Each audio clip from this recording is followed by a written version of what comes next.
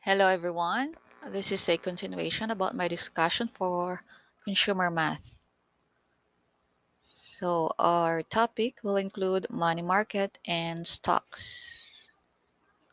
Now let's go to money market first. A money market account, just like a regular savings account, is a type of account offered by banks. The difference is that it usually pays a higher interest, has higher minimum balance requirements, like for example sometimes 100,000 pesos and may limit withdrawals per month, while regular savings accounts have fixed rates, and then money market accounts, whether with a bank or other financial institutions, have variable interest rates. Then it pays interest based on the current interest rates in the money market.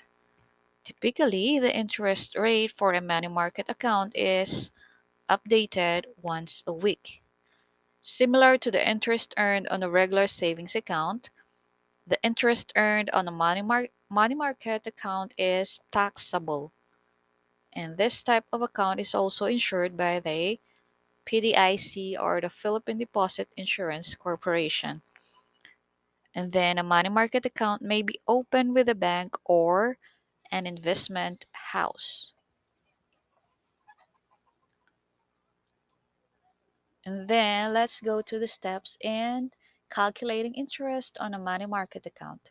The first step is calculate the daily rate or the daily interest rate for the current week.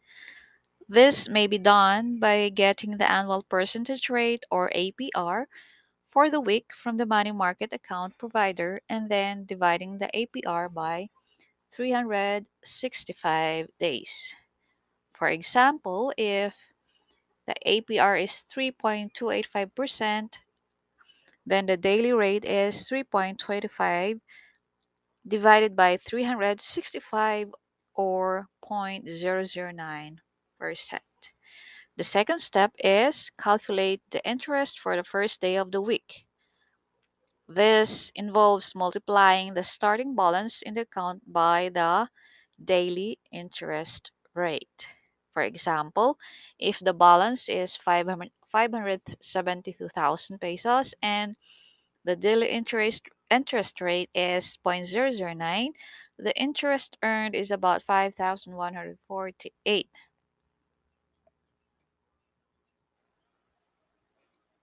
Then the next step is add the interest earned to the money market account balance. Also add any deposits and deduct the withdrawals made that day if any. Then this will result in the ending balance, which serves as the starting balance for the next day. The step 4 is repeat steps 2 and 3 for the remaining 6 days of the week.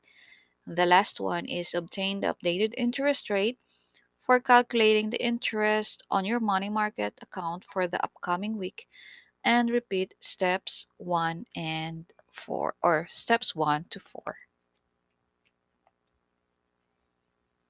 Now let's go to stocks. Stocks represent shares of ownership in a company. A share is a unit of ownership of a corporation's profits and assets. Ownership can be quantified by dividing the number of shares owned by the number of shares issued. For example, if there are four people form a business which with each contributing 1 million pesos. If this amount is equivalent to one share, then each one owns one fourth of the business, as what you can see in the illustration. Now let's proceed to the different terminologies. So the first one is a stockholder. Uh, they are the one who receives a certificate which contains details like the corporation's name, owner's name, number of shares owned, certificate number, and par value. Today, a growing number of companies no longer issue paper stock certificates. Regulatory changes over the past decade have made it easier to go all digital, which is generally cheaper and more convenient for both companies and their shareholders. The next term is dividend. Dividend on a share is a payment made by the corporation to the shareholder when the former realizes profit or has surplus. Dividend is based on par, not on market value. The next term is the types of stocks. Now, there are two types of stocks, the common stock and the preferred stock. Common stock represents a share of company's asset and profit. Holders of common stock can vote in the election of the board of directors, normally one vote per share. The board of directors oversee the management of the company but do not directly run the company. Common stock is subject to high risk and high return. Although common stock yield a higher return than other stocks, common shareholders lose the most when the company goes bankrupt. Now let's go to preferred stock. Preferred stock entitles holders to a fixed dividend before any payment is distributed to other shareholders. Holders of preferred stock in most cases cannot vote. In the event of bankruptcy and liquidation, shareholders of preferred stock are paid off after creditors and before common shareholders. Now, the next term is earnings per share. It is the amount of profit to which each share is entitled. Then, market cap, and it is a short for market capitalization. It is the amount of money one has to pay if he or she bought every share of stock in a company, calculated by multiplying the number of shares by the price per share. Then the next term is IPO, which is a short for initial public offering. Occurs when a company sells stock in itself for the first time. Then going public is a slang used when a company is planning an IPO. Then the last one is underwriter.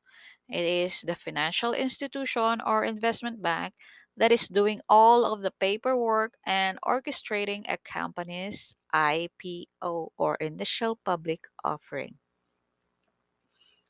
Now, who is a stockholder?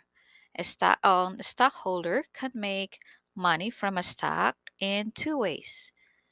Number one is when earnings are paid out in the form of dividends. And the second is when there is an increase in share price. Now, the total stock return on investment or ROI is the sum of appreciation in the price and dividends paid divided by the original price of the stock. So, for example, suppose you own shares of a company which just paid you 20 pesos per share in an annual dividend.